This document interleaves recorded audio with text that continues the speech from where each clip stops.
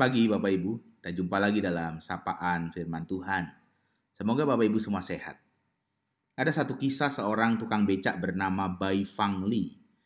Mungkin Bapak Ibu juga pernah mendengar nama itu. Seorang tukang becak yang ada di Tiongkok dan seorang yang luar biasa hebatnya. Hebat karena dia menjadi orang yang berguna. Bukan karena hebat dalam arti posisi status sosialnya. Tetapi dia seorang yang hebat karena dia berguna bagi banyak orang.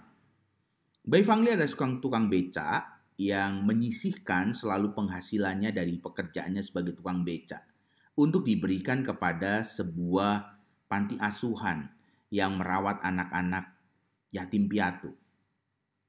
Bai Fang Li telah menyisihkan uang dan memberikan uang itu kepada panti asuhan, dan ketika ditotal nilainya sebesar 350.000 yuan. Kalau dirupiahkan kurang lebih sekitar 445 juta rupiah. Bapak bisa bayangkan bagaimana seorang tukang becak bisa memberikan tabungannya sebesar itu. Seseorang yang mau menjadikan dirinya berguna, maka di sanalah dia menjadi hebat. Menjadi berguna jauh lebih penting dari sekedar menjadi hebat. Ada satu bagian dalam Alkitab, yaitu di dalam kitab Hakim-Hakim pasal 9 ayat 7 sampai 15. Hakim-Hakim 9 ayat 7 sampai 15. Sebuah perumpamaan menurut beberapa tafsir Perjanjian Lama ini adalah perumpamaan pertama di dalam Alkitab. Perumpamaan ini dikatakan oleh seorang bernama Yotam, anak dari Gideon. Mari kita lihat Hakim-Hakim 9 ayatnya yang ke-7 sampai 15. Begini firman Tuhan. Setelah hal itu dikabarkan kepada Yotam, pergilah ia ke gunung Gerisim dan berdiri di atasnya. Lalu berserulah ia dengan suara nyaring kepada mereka. Dengarkanlah aku, kamu warga kota Sikem, maka Allah akan mendengarkan kamu juga. Sekali peristiwa pohon-pohon pergi mengurapi yang akan menjadi raja atas mereka. Kata mereka kepada pohon zaitun, jadilah raja atas kami.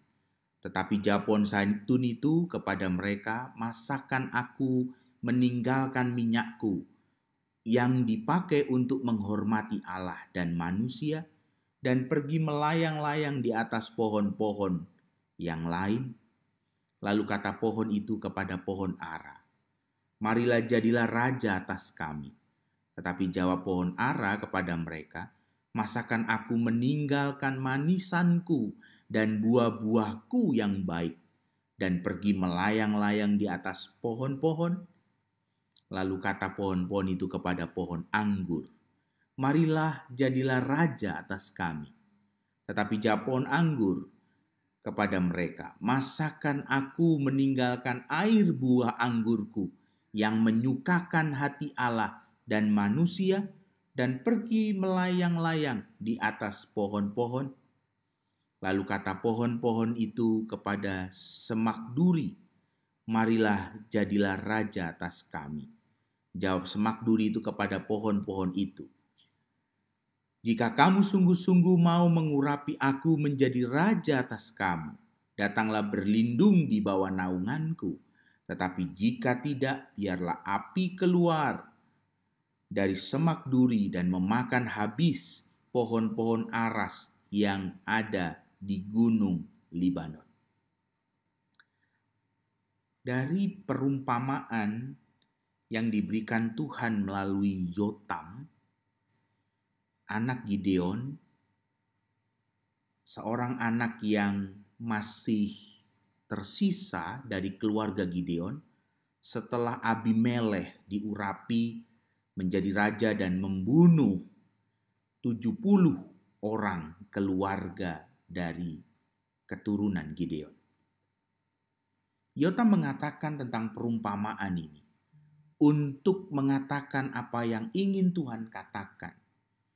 Bagaimana orang Israel telah memilih Abimelekh, telah memilih semak duri yang hanya menghadirkan kekacauan dan pembunuhan atas hidup mereka. Yotam mengingatkan orang-orang Israel untuk mendengar Tuhan. Kita juga bisa belajar dari perikop ini, kita bisa belajar bagaimana Tuhan juga mengingatkan kita melalui perikop ini. Supaya kita tidak jatuh kepada persoalan-persoalan dengan segala keinginan kita menjadi hebat, tetapi lupa menjadi berguna bagi Allah dan manusia. Kita lihat apa yang dikatakan dalam perumpamaan Yotam. Seperti pohon zaitun, seperti pohon ara, seperti pohon anggur yang berkata, mana mungkin kami meninggalkan panggilan kami untuk memberi minyak yang terbaik kepada Tuhan dan manusia. Bagaimana mungkin kami meninggalkan buah dan manisan yang terbaik untuk kami berikan pada manusia. Bagaimana mungkin kami meninggalkan air anggur yang manis yang terbaik bagi Tuhan dan manusia. Kita diajak belajar dari perikop ini bahwa menjadi hebat tanpa menjadi berguna itu tidak ada artinya, tidak bermakna.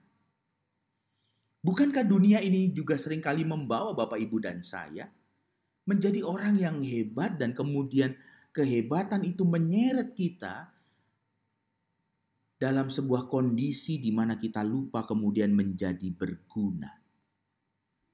Kita belajar dari kisah ini, kita belajar dari kisah Bai Fangli, seorang tukang becak yang memilih untuk menjadikan dirinya berguna. Menjadi berguna tanpa peduli harus orang menjadikan diri kita hebat. Menjadi berguna bagi Tuhan, menjadi berkat, mengerjakan apa yang Tuhan inginkan, mengerjakan apa yang seperti Tuhan sudah taruhkan dalam hidup kita, dan kita menjadi berguna untuk kemuliaan Tuhan. Itulah panggilan Bapak, Ibu, dan saya. Hati-hati dengan godaan menjadi hebat yang membuat kita lupa untuk menjadi berguna bagi Tuhan dan manusia. Amin.